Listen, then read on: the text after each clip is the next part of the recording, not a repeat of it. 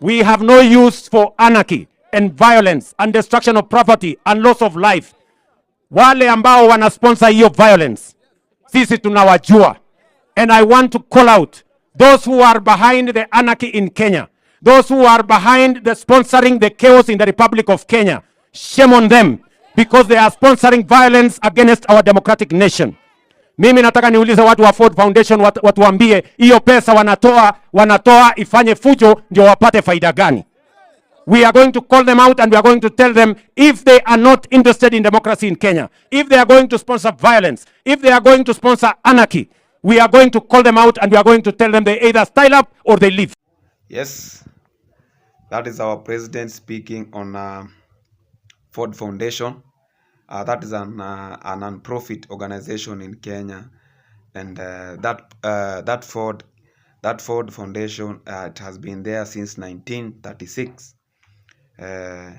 When this man known as Henry Ford and his wife Clara, they had discovered the engine of a Ford engine, right? A Ford engine is a type of an engine of these cars, right? And so he had a son by Edsel Ford. Edsel Ford was the one who founded this Ford Foundation, and we had seen that this Ford Foundation, it is mainly based on supporting human values. It has been supporting so many countries, so that it might those countries might gain the economic state, and also to observe the human values and leadership, honesty, and also they promote a lot of things in human. More so, they concentrate on values, on how the leaders and the people of a country are supposed to behave and operate. Yes, welcome back to my YouTube channel. This is Chief Samuel, your favorite and best man in action, right? If you haven't liked my YouTube channel, please hit the button, let the guy subscribe, and also hit the bell, so that when I drop a new video, you are there to see it. And I really appreciate your support. My fans from South Africa, my fans from Philippines, I appreciate you a lot, guys. You really support me. It was on Saturday. The president stood up and started accusing the Ford. They say, the Ford organization, which is located at the US, say now the Ford guys are, sponsoring the youths, the Gen Z's revolution in Kenya. Yeah, there have been so many reaction, because this is one of the reaction video. There have been so many reaction online, people talking the president should not do this, the president should do that. And also we've seen this Ford company coming up and saying we are not supporting the Gen Zs. So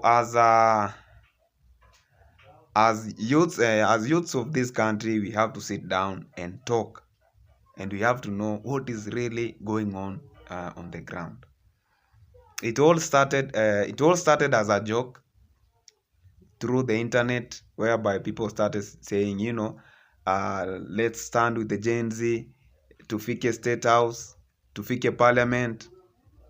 And it happened. Now the government went to realize that these Gen Zs were serious when the Gen Z stormed the Senate and even stole the mess from the Senate. So people have been linking it, with the previous leaders like Uhuru Kenyatta and other few members of parliament, saying those guys are the one who are sponsoring these demonstrations. And they have been proved wrong, since most of their businesses have been wasted. The businesses are not running in Kenya right now. Like today, the demonstration that happened today, I'm 100% sure the tax which Nairobi alone can raise per day, it has been wasted, because there was no business transaction that went on in Nairobi. Every business had closed. Everyone was not in the street. You see, so many people are really talking about this, and wanasema like the Gen Z are being funded. And as we look from the actual ground, you cannot tell me that yes, we raised the Gen Z raised the concern, and they said the president must change. The president must look at alternative ways to sustain our country. But now it has not been now. It is like it's something else the Gen Zs want, because for me, if we raised all the demands, we should have let the president now to work, so that we give him some time, some few months, so that he can work. We cannot be going to the demonstration every week. What are we communicating first? Right? So it is going to be fucked up. That's what I might use right now. It is going to be fucked up, and everything is going into shuffle. And I think the country now is going to be disbanded, yeah? Where everyone now will want to go home, and which will lead to civil war. Because look at this thing. The president accusing a big company, a company which started in 1936. And the owner of that company, his name is Edsel Ford, the son to Henry Ford. Henry Ford was the one who invented this engine known as Ford.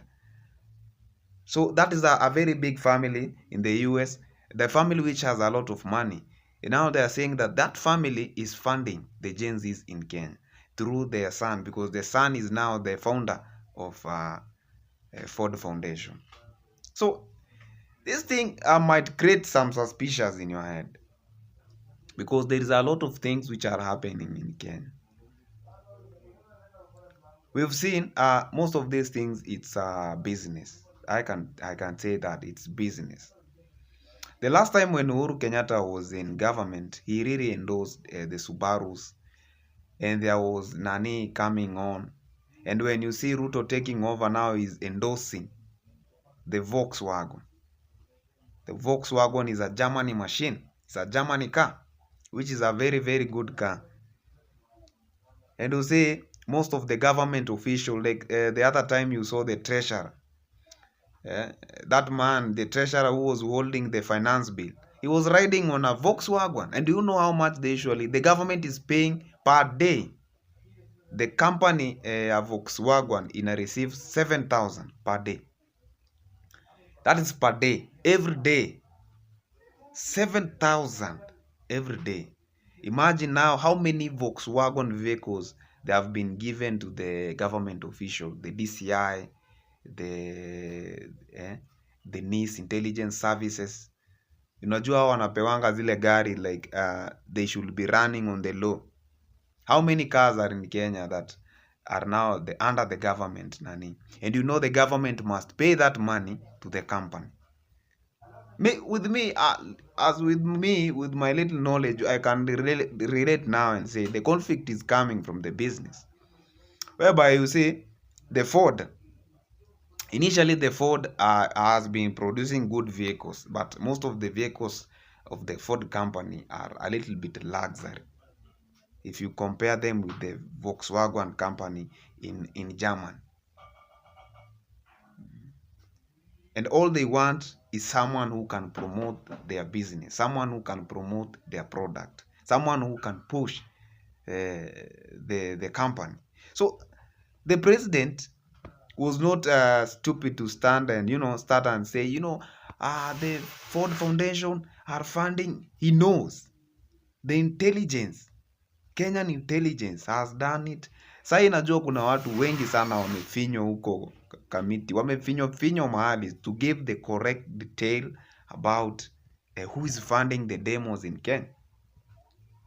So to me, it's not a surprise, kwa sababu palipo na moshi pana moto. It is not a surprise. To me, it's not a surprise kabisa. I might take the side of the president. There must be some truth somewhere, because those guys, what they do, they fund. Why do they fund the Ford Foundation? Why is it a non-profit organization? What these guys do, they come to your country, They support a lot of your activity in your country. In return, as the president, you are required to support their products.